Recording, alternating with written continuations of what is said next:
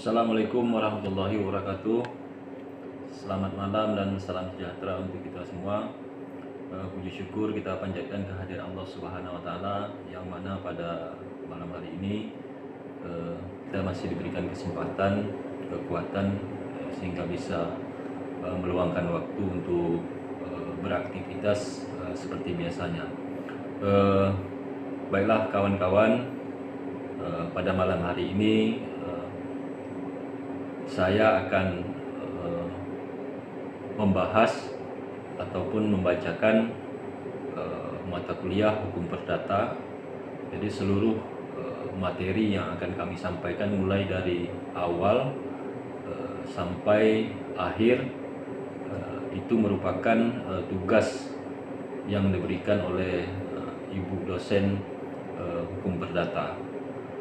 Baiklah, akan kami bacakan rangkuman hukum perdata diawali dengan kelompok 1. Kelompok 1 membahas tentang pengantar hukum perdata.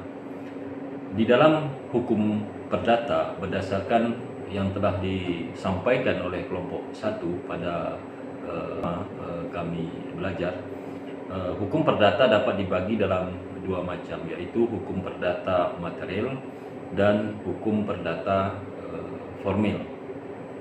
Kelompok 1 juga menjelaskan bahwa hukum perdata material yang lazim disebut dengan hukum perdata, sedangkan hukum perdata formil disebut dengan hukum acara perdata, yang artinya adalah mengatur bagaimana cara seseorang mempertahankan haknya apabila dilanggar oleh orang lain. Itu merupakan kesimpulan ataupun rangkuman yang dibahas melalui diskusi kami pada awal minggu pertama yang dipaparkan oleh kelompok 1.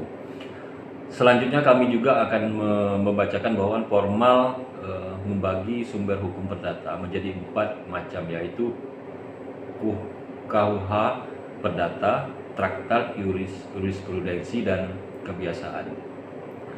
Kemudian kelompok 1 juga menyampaikan bahwa dari keempat sumber tersebut dibagi lagi menjadi 2 macam, yaitu sumber hukum perdata tertulis dan sumber hukum perdata tidak tertulis.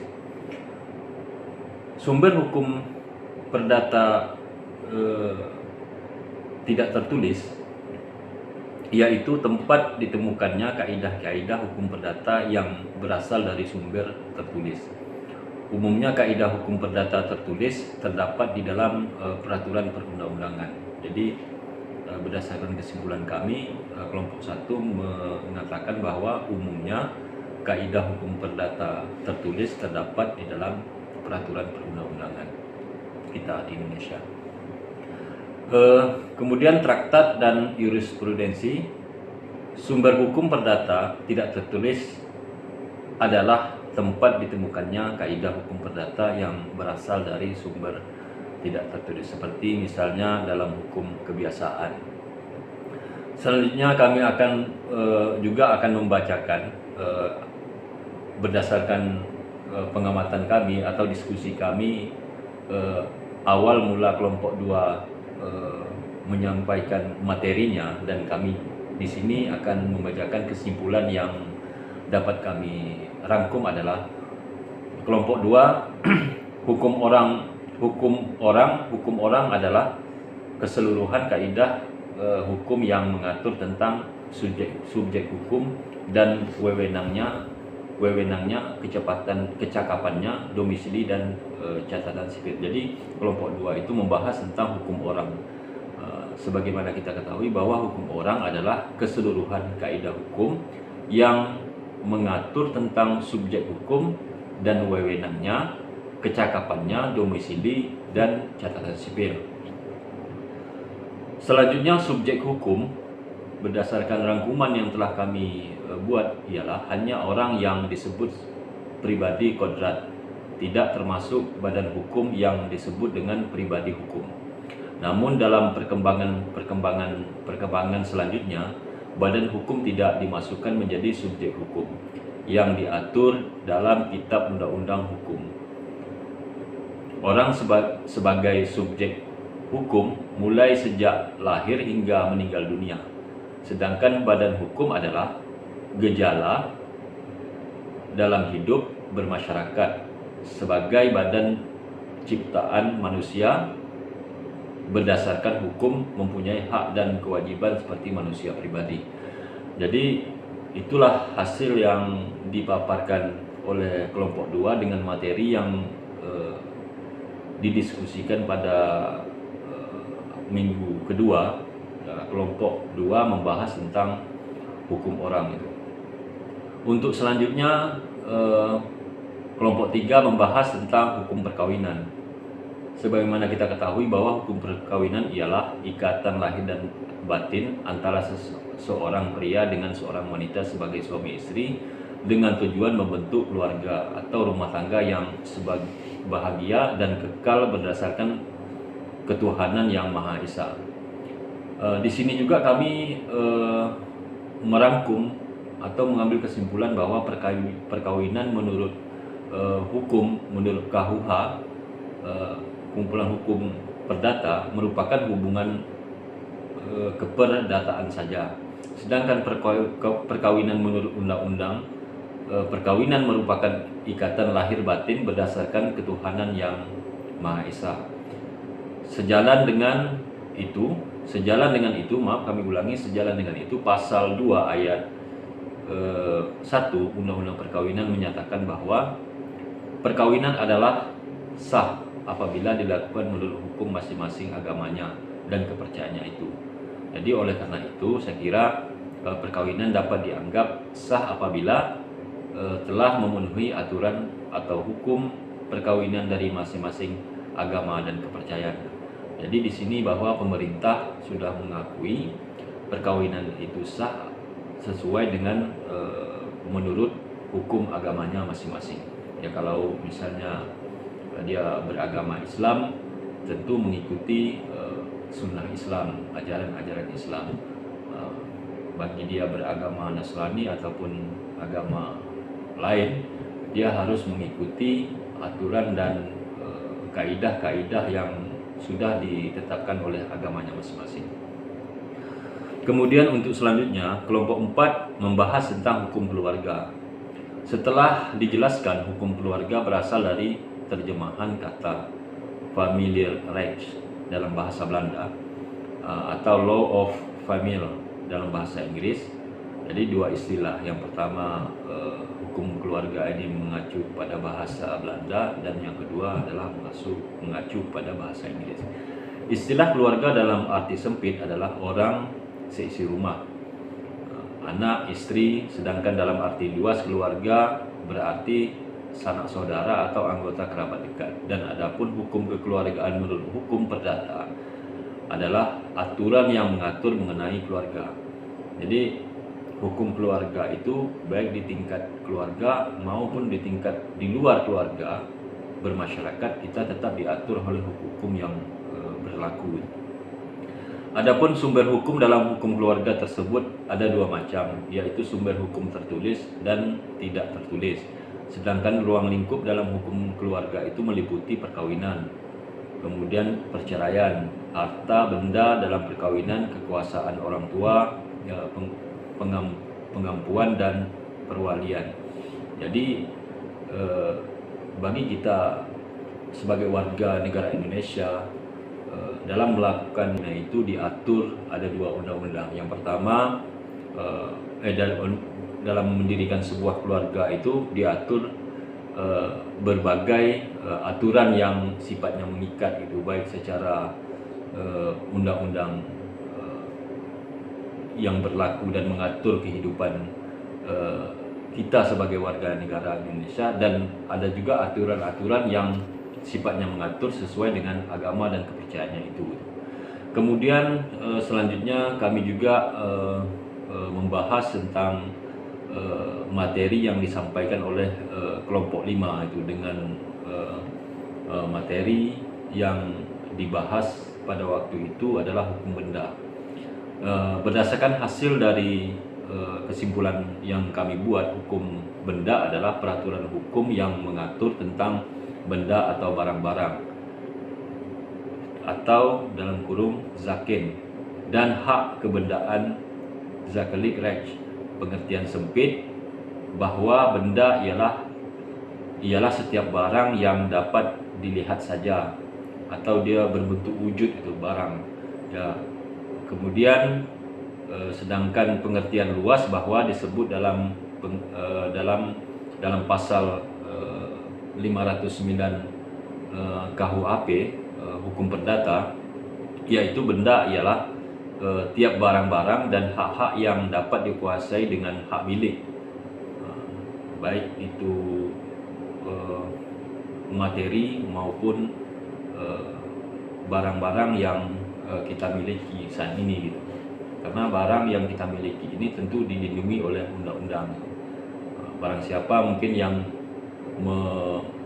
merampas barang yang kita miliki, yang kita peroleh secara sah menurut agama dan ketentuan undang-undang, maka orang tersebut bisa kita pidanakan.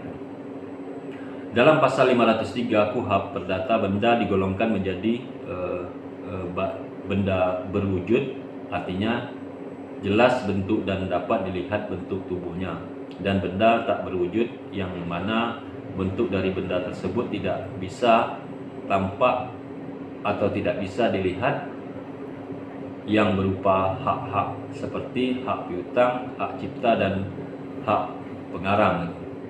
Jadi semua benda yang kita miliki itu dilindungi oleh aturan perundang-undangan yang berlaku, baik itu secara undang-undang maupun secara hukum perdata itu. Dan selanjutnya kami juga menyimpulkan bahwa hasil diskusi dari kelompok 6 pada waktu itu membahas tentang hukum perikatan. Sebagaimana kita ketahui bahwa hukum perikatan adalah hubungan hukum antara dua belah pihak, di mana pihak satu berhak menuntut pihak yang lain, sedangkan pihak yang lain harus memenuhi tuntutan dari pihak pertama. Kemudian pihak yang menuntut disebut dengan kreditur gitu. Jadi pihak yang menuntut itu disebut dengan kreditur. Kemudian pihak pertama atau menurut pihak yang lain, sedangkan pihak yang lain harus memenuhi tuntutan dari pihak pertama. Jadi adanya hubungan komunikasi maupun hubungan ikatan yang semuanya itu diatur di dalam hukum kita, KUHP Perdata kita, ataupun diatur dalam peraturan perundang-undangan tentang hak yang dimiliki oleh seseorang. Sedangkan pihak harus memenuhi tuntutan disebut dengan debitur. Pengaturan hukum perikatan meliputi bagian umum dan bagian khusus. Bagian umum meliputi antara lain bab 1 di dalam KUHP, kemudian bab 2, bab 3 hanya pasal 1352 dan pasal 1353 dan bab 4. Sedangkan yang berlaku bagi perikatan pada umumnya, bagian khusus meliputi bab 3 kecuali pada pasal 1352 dan 1353. Bab 4 sampai dengan bab 18 yang berlaku bagi perjanjian tertentu saja yang sudah ditentukan namanya dalam bab-bab yang bersangkutan. Jadi kelompok 6 ini membahas tentang perikatan. Jadi semua yang diatur di dalam, semua yang dilakukan oleh seseorang melalui kerjasama, baik kerjasama dalam bentuk apapun, itu memang diatur, semuanya itu diatur di dalam hukum perikatan. Kemudian yang untuk selanjutnya, kelompok 7 membahas tentang wan prestasi. Wan prestasi sebagaimana diketahui bahwa wan prestasi itu adalah tindakan tidak memenuhi atau lalai melaksanakan kewajiban sebagaimana ditentukan dalam perjanjian awal yang dibuat oleh kreditur dengan debitur. Jadi wan prestasi itu mengandung arti adalah tindakan seseorang yang tidak memenuhi kewajibannya atau tidak melaksanakan kewajibannya, itulah yang dinamakan wan prestasi itu.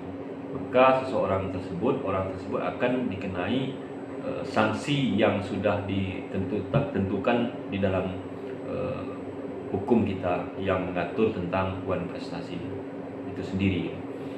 Salah satu faktor penyebab wan prestasi menurut Satrio 1999 yakni karena adanya keadaan memaksa.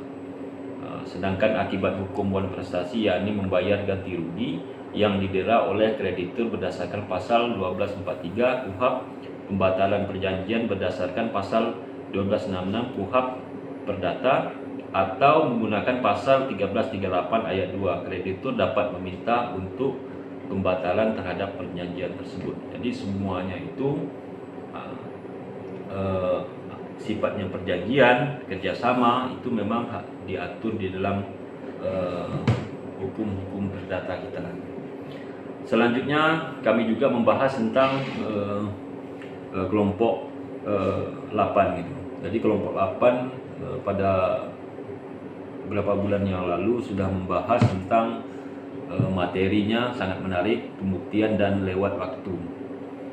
Pembuktian lewat waktu itu merupakan salah satu agenda dalam persidangan di mana para pihak mengajukan alat bukti untuk membuktikan dalilnya dan membantah dalil lawan serta hukum untuk meyakinkan hakim dalam menemukan kebenaran formil. Kemudian dalam putusan kami juga menyimpulkan bahwa dalam putusan masalah pembuktian ini yang menerapkan pembuktian, hakim akan dapat melakukan konstantir untuk menemukan fakta hukum berdasarkan alat bukti yang diajukan oleh pihak penggugat. Jadi hakim memiliki hak otoritas penuh dalam memutuskan perkara yang diajukan oleh beberapa pihak. Jadi hakim sangat berpengaruh dalam menentukan pembuktian dan lewat waktu ini jika persoalan ini dibawa di meja pengadilan. Kemudian selanjutnya pertimbangan bagi hakim. Kemudian hakim juga melakukan pertimbangan ketika persoalan ini dibawa di persidangan. Hakim memiliki pertimbangan dalam menerapkan pembuktian dalam perkara prestek adalah agar hakim dengan tujuan adalah hakim mendapatkan keyakinan menjatuhkan putusan terhadap gugatan tersebut. Jadi hakim juga memiliki insting dan pengetahuan tentang dalil-dalil yang dengan dalil-dalil itu akan mematahkan bagi seseorang melakukan gugatan gitu.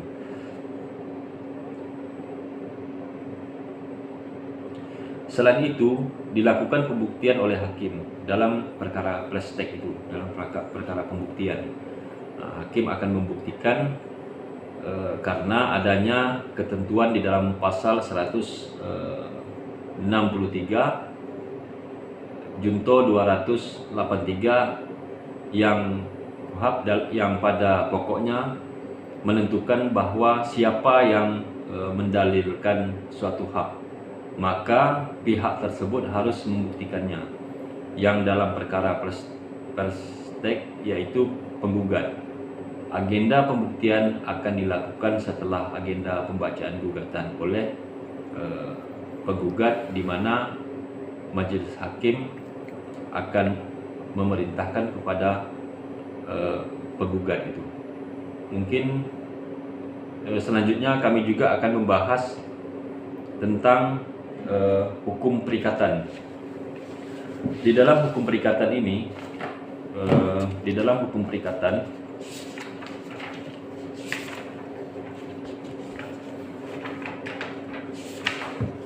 kami juga membahas tentang pengertian perikatan itu sendiri. Pengertian perikatan itu sendiri berasal dari bahasa Belanda verbintes petenis, atau dalam bahasa Inggris binding gitu. Yang artinya perikatan itu adalah suatu perhubungan hukum antara dua orang atau dua pihak berdasarkan mana pihak yang berkewajiban untuk memenuhi tuntutan itu. Kemudian di dalam perikatan juga melakukan pengaturan hukum perikatan. Jadi perikatan itu memiliki hukum yang sifatnya mengikat. Jadi pengaturannya adalah yang pertama, perikatan yang timbul dari persetujuan. Jadi dasar hukum perikatan KUHP Perdata terdapat 3 sumber, adalah sebagai berikut. Yang pertama, perikatan yang timbul dari persetujuan atau perjanjian. Yang kedua, perikatan yang timbul disebabkan oleh undang-undang. Kemudian perikatan yang berasal dari undang-undang dibagi menjadi undang-undang saja dan undang-undang dan perbuatan manusia. Kemudian yang terakhir, perikatan terjadi bukan perjanjian tetapi terjadi karena perbuatan melanggar hukum dan perwakilan sukarela. Kemudian sumber hukum perikatan ini ada 2. Yang pertama, perikatan yang lahir karena kontrak, dan yang perikatan yang lahir karena undang-undang. Jadi perikatannya lahir karena kontrak, yang kedua perikatannya lahir karena undang-undang. Hal tersebut diatur dalam pasal 1233 KUHP Perdata berdasarkan pasal 1352 KUHP Perdata. Perikatan yang lahir dari undang-undang adalah perikatan yang bersumber dari undang-undang saja, dan perikatan yang bersumber dari undang-undang sebagai akibat perbuatan manusia. Mungkin demikianlah yang dapat kami simpulkan berdasarkan hasil diskusi kami dari kelompok pertama sampai dengan kelompok terakhir tentang hukum perdata. Terima kasih atas atensinya. Kami sudahi dengan wabillahi taufiq wal hidayah. Wassalamualaikum warahmatullahi wabarakatuh.